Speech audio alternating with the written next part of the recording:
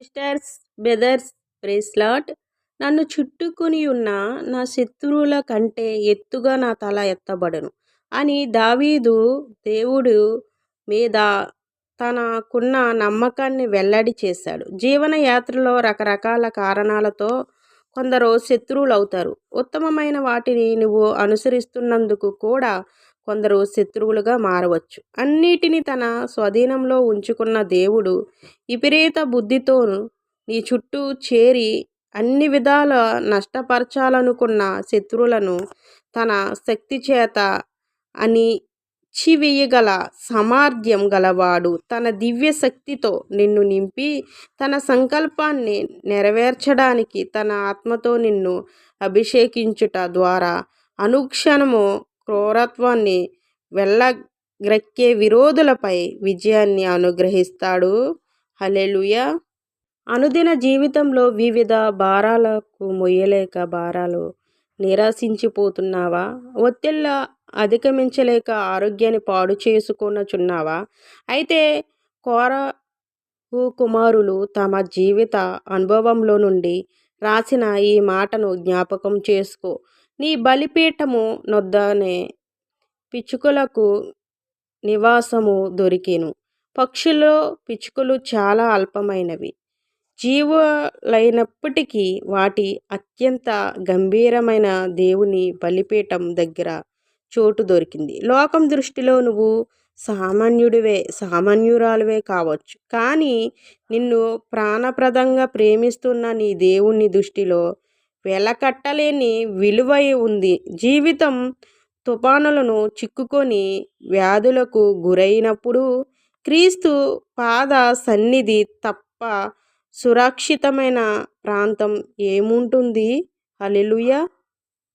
ఇదిగో చూడండి sisters, brothers, Asia 54వ అధ్యాయం 10వ వచనంలో చూస్తున్నట్లయితే, పర్వతాలు తొలగిపోయినను మెట్టలు తత్తరిల్లినను నా కృప నిన్ను విడిచిపోదు. హల్లెలూయా. మనం దైవ మార్గంలో ఉన్నప్పటికీ కూడా ఆయన కృప నిన్ను విడిచిపోదు. అవును, పర్వతాలు తొలగిపోతాయి, మెట్టలు దద్దరిల్లిపోతాయి, కానీ ఆయన కృప మనల్ని విడిచిపోదు. ఎందుకు అంటే ఆయన మనకు వాగ్దానాలు ఇచ్చారు. ఎవరు అయితే ఆ వాగ్దానం ప్రకారము ఆయన పట్ల విశ్వాసం కలిగి ఉంటారో వారి పట్ల దేవుని కృప భూమి కంటే ఆకాశము ఎంతో ఉన్నతంగా ఉంటుంది. ఆయన పట్ల భయభక్తులు కలిగి వారి ఎడల ఆయన కృప అంత అధికముగా ఉంటుంది. కాబట్టి ఈ ప్రమాదకరమైన రోజుల్లో దేవుని కలిగి నువ్వు జీవించు. ఈ కఠినమైన పరిస్థితుల్లో దైవ భయము కలిగి నువ్వు జీవించడం నేర్చుకున్నప్పుడు నీకు ఏవి కావాలో ప్రతిదీ సకల సమృద్ధి దేవుని ద్వారా అనుగ్రహింపబడుతుంది. కాబట్టి దేవునికి నచ్చినట్టుగా జీవిస్తూ దైవ మార్గంలో నడుద్దాం దేవుని ద్వారా. హల్లెలూయా. హల్లెలూయా. మాకు మేలు చూపువాడెవరు? పలుకువారు అనేకులు.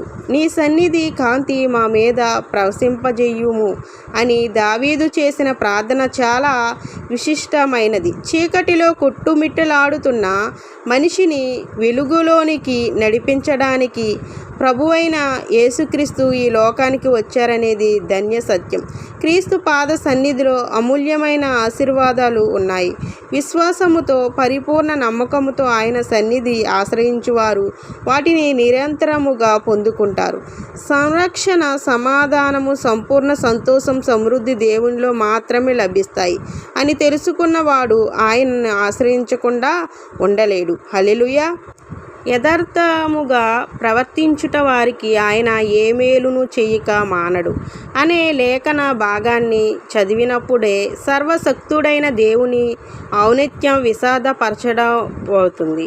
కొన్ని మూల పాత్రులలో ఆయన మేలు చెయ్యకుండా ఉండలేడు అని రాసిబడింది. దేవుని అన్ని విషయాల్లో యథార్థవంతుడు మరియు ఆయన వాక్కు నిర్మూలము.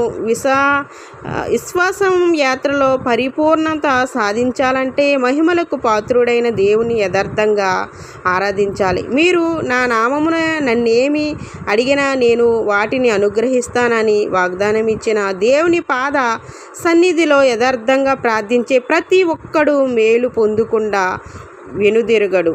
యథార్థవంతులకు దేవుడు తోడుగా ఉంటాడన్న లేఖన సత్యాన్ని మరవవద్దు. హల్లెలూయా. కీర్తనలు 103 అధ్యాయము 2వ వచనంలో చూస్తే, నా ప్రాణము యెహోవాను సన్నుతించుము, ఆయన చేసిన ఉపకారములలో దేనిని మరువకము. హల్లెలూయా.